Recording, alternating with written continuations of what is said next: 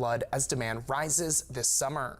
Ohio River Valley Red Cross Director Sharon Kesselring says there's often a greater need for blood donors during the summer because people are often traveling during these months, making them less likely to donate to their local Red Cross chapter.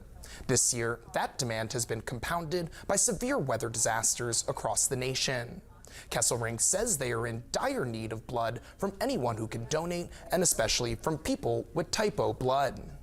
What we're asking people to do right now is to take a moment, remember that blood supply is dependent on the volunteer blood donor. And in order to make sure that we have enough blood in our hospitals right now, we need to make sure that we have enough people coming in and giving that blood. This month, the Red Cross is offering some incentives to encourage blood donations. People who donate by July 14th will receive a pair of exclusive Goodr sunglasses made in partnership with the Red Cross. People who donate from July 15th to the 31st will receive a Fandango movie reward. You can find more information about where to donate in your area at redcrossblood.org.